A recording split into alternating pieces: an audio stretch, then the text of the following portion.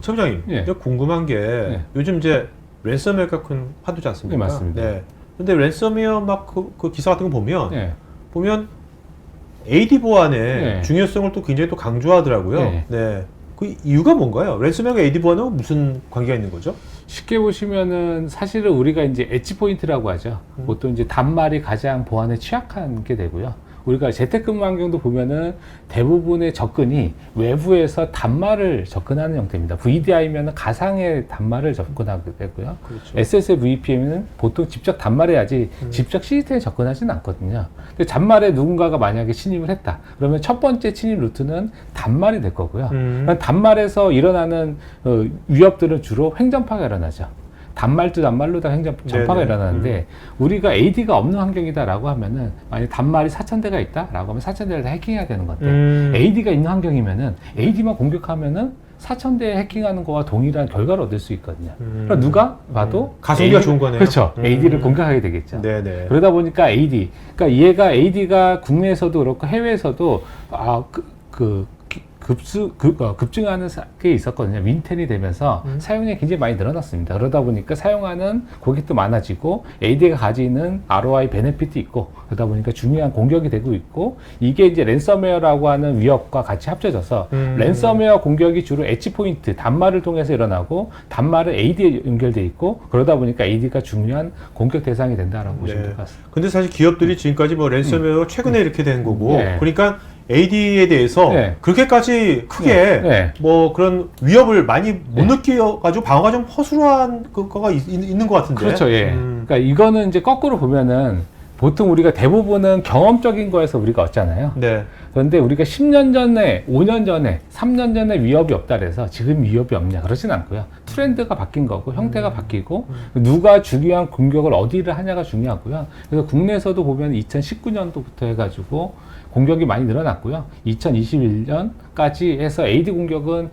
급승하게 늘어나고 있고 최근에 발생했던 랜섬웨어 사고들 있지 않습니까? 네. 거기에 60~70%는 AD가 중요한 공격 대상이었다 보시면 될 것 같습니다. 60~70%나. 네, 맞습니다. 네.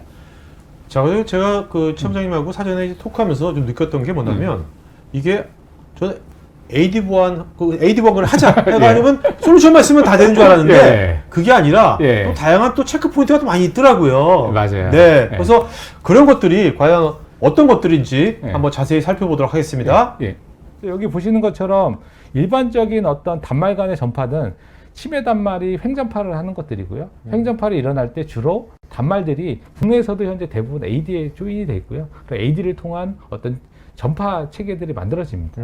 그래서 여기에서 AD를 어떻게 보완할지가 결국 단말 간 보안 전파 차단을 하는데 가장 핵심적인 요소라고 저희가 보고 있고요. 횡전파란 네. 횡전파, 네. 레터럴 무브먼트. 네, 맞습니다. 그래서 이런 말이 요새 굉장히 많이 나오더라고요. 그렇죠. 예, 수평 전파라고 네, 네, 수평 네. 전파라고 많이 하죠. 그래서 AD 보안 공고는 여기 키사에서도 굉장히 많이 나오고 있고요. MS에서도 현재 많이 나오고 있고, 그 다음에 글로벌한 어떤 위협을 분석하는 레포트에서 굉장히 많이 나오고 있습니다. 결국 핵심이 뭐냐? 결국 AD 기반은 주요한 타겟이 되고요. 이거는 단말이 타겟되는 거를 기반으로 하고요. 여기에는 계정과 GPO라고는 핵심 정보가 있고, 결국 얘를 모니터링 해야 된다. 모니터링 한다는 얘기는 탐지해야 된다는 얘기고요. 실시간으로 시스템 레벨에서 탐지하지 않으면 이런 것들을 해결할 수 없다. 왜냐하면 AD가 뚫려버리면 네. 모든 사람이 감염되는 거지 않습니까? 그렇죠. 그냥. 네. 마스터 키를 잃어버리는 그렇죠. 거와 동일한 거기 때문에요.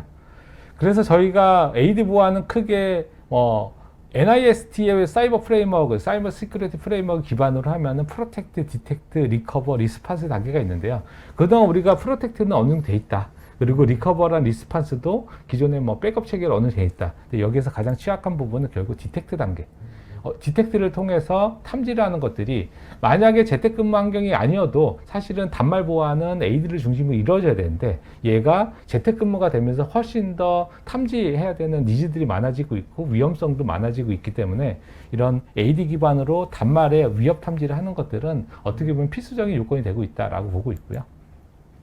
그래서 저희는 어떤 개념을 가지고 있냐면은 여기 보시는 것처럼 기본적으로 회사는 온프람 환경일 수도 있고요. 클라우드 환경일 수도 있고 하이브리드 환경일 수도 있는데요. 이때 가장 핵심은 뭐냐?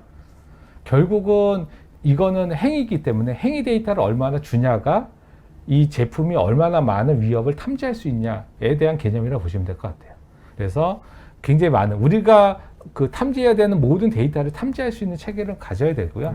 근데 데이터만 오면 안 되지 않습니까? 이걸 위협으로 정의할 수 있어야 되고요. 그래서 저희는 국내에서 유일하게 AD 보안, AD 영역의 위협을 정의를 했고요. 그래서 거기에 어떤 것들이 들어가든지 위협을 3단계로 구분을 해서 저희가 탐지를 한다고 보시면 될 것 같고요. 근데 여기에서 끝나는 게 아니고 AD 보안은 또 어려운 게 뭐냐면은 사실은 우리가 예전에 레가시 보안 제품들은 제품을 설치하게 되면 동작하고요. 동작하게 되면 결과를 게 되는데 AD 보안은 그거와 약간 좀 결이 틀립니다. 데이터가 필요하고요. 위협도 정해야 되고 그러니까 여기에 가장 또 중요한 것들은 난리지를 가지고 있는 엔지니어들이고요. 그 밑으로 익스퍼트라고 하는 엔지니어층이 필요하고요. 그래서 가이드를 해줄 수 있어야 되고 우리 위협을 정의하러 갔는데 AD가 기본적으로다가 보안 아키텍처가 아예 안 돼 있어요. 그러면 보안 아키텍처도 해줘야지. 네, 그렇잖아요. 우리가 파이어를 구매하지 않고 바이러스만 설치한다고 해서 보안이 되는 건 아니지 않습니까? 그렇죠. 기본적인 보안 해줘야 되거든요. 그래서 저희가 국내에선 유일하게 10년 이상의 어떤 AD 보안의 노하우를 가진 업체들이 저희 쪽 파트너로 돼 있고 글로벌하게도 이런 어떤 층을 가지고 있다. 자, 위협을 정의한다 그랬는데 네. 좀 어떻게 정의한다는 거? 그거 좀 말씀. 위협이라는 거는 크게 보면은 누구나 아는 위협들이 있죠. 그건 웰로운 위협이고요. 그건 당연히 정의가 돼야 되고요. 두 번째는 서비스를 쓸 때 기본적으로 하지 말아야 될 것들이 있지 않습니까? 예를 들어서 우리가 관리자 계정이 있는데 누구나 다 주면 안 되지 않습니까? 그렇죠? 그러면은 허용된 사람한테만 줘야 된다. 근데 허용된 사람이 아니고 허용되지 않은 사람이 쓴다. 이건 위협이 될 수 있잖아요. 그죠? 왜냐하면 탈취가 될 수도 있고 네네네. 그런 것들을 저희가 정책 기반 위협이라고 합니다. 그리고 세 번째는 이렇게 정의가 어려운 것들이 있었어요. 우리가 예측하지 못하지만. 근데 행위 자체가 위협한 거죠. 예를 들어서 누군가가 공항에 갔는데 캐리어에 총이 들어있는 겁니다. 그 사람이 좋은 마음을 가졌는지 나쁜 마음을 가졌는지 모르지만 그렇죠. 탐지가 되지 않습니까? 그러면 걔는 위협이죠.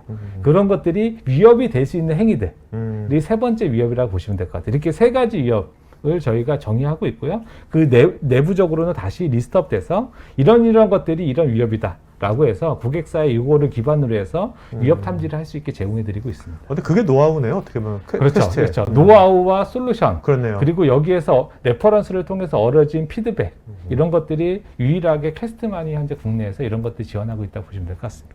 그냥 이게 요새 네. 또 보안 위협이 거의 다 랜섬웨어거든요. 네, 맞아요. 결국 돈 달라는 맞아요. 거잖아요. 근데 랜섬웨어가 요새 이런 AD 보안, 네. AD를 랜섬웨어가 그냥 얘가 공격해버리면 완전 끝장이지 않습니까? 끝나죠. 랜섬웨어 위협에도 굉장히 유용할 것 같은데. 그렇죠. 예, 맞아요. 예.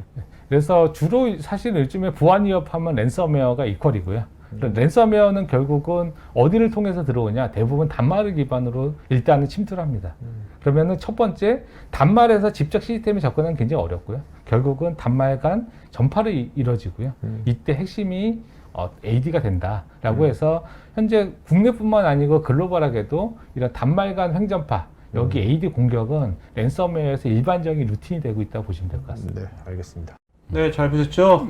여러분 윤성원님께서 퀘스트의 세시 솔루션이 엣지도 보호하는 것인지요. 네. 또 해외 지사와 연결 시에 캐시를 사용해서 속도 저하는 없는지요. 네. 일단은 저희가 가지고 있는 세시는 기본적인 설발점이 엣지는 보호할 수 없다. 네. 재택근무를 하는데 개인 PC를 쓴다. 보호할 수 있나요? 없잖아요. 그렇기 때문에 기본적으로 엣지는 시큐어하지 않다. 그럼 이 시큐어하지 않은 엣지로부터 내부로 접근하는 것들을 어떻게 시큐어하게 하실 수 있는지에 대한 출발이라고 보시면 될 것 같고요. 네네. 그래서 개인이 개인 PC를 통해서 회사 내부에 들어갔을 때 개인 PC에 만약에 바이러스가 있다. 이게 회사 내부에 전파되지 않게 하고 그다음에 개인이 가지고 있는 어떤 PC에 추가적인 소프트웨어를 깔지 않음으로써 가지는 편리함을 가지게 한다는 개념이 저희가 가진 세시 개념이고요. 네네. 그다음에 속도 저하 같은 경우는 저희가 클라우드를 기반으로 하기 때문에 이게 지사에 있던 해외에 있던 동일한 속도를 어느 정도 개런티한다고 보시면 될 것 같습니다. 그러니까 이제 엔드포인트 보안은 네, 따로 있어야 되는 거죠. 사실 근데 엔드포인트 네. 보안이 있더라도 요새 뚫리는 경우가 많으니까 네, 그렇죠. 어째 뚫리더라도 네. 항상 제로 트러스트의 관점으로 가는 거잖아요. 네, 그렇죠. 그죠? 네, 그래서 굉장히 여러 가지 회사들이 있는데 우리가 전용 단말을 주고 네. 우리가 관리할 수 있다라는 회사들도 있고요. 그렇지 못한 회사들 많이 있거든요. 그러면은 다양한 환경에서 엣지를 우리가 완벽하게 보호할 수 있냐? 특히나 개인 PC를 쓰는데 거기에 보안 프로그램을 깔아서 할 수 있냐? 현실적으로 어렵다는 거고요. 네, 그러니까 네. 누군가가 인프라 레벨에서 야 이런 것들이 문제가 있을 수 있지만 우리가 어떤 솔루션적으로다가 이런 것들이 전파되지 않게 하는 어떤 아키텍처, 그러니까 그런 어떤 고민이라고 보시면 될 것 같습니다. 네. 전현주님은 AD는 이용하지 않지만 SSO를 이용하고 있다면 AD 대신 SSO가 중요한 공격 대상이 된다고 생각할 수도 있을까요? 예, 당연. 시그 사이온이 공격이 되면요 연결된 모든 시스템 해킹되는 것과 동일하기 때문에요. 네. 예, 당연히 그렇게 생각하실 수 있습니다. 이 영상이 마음에 드시면 좋아요, 구독 부탁드립니다.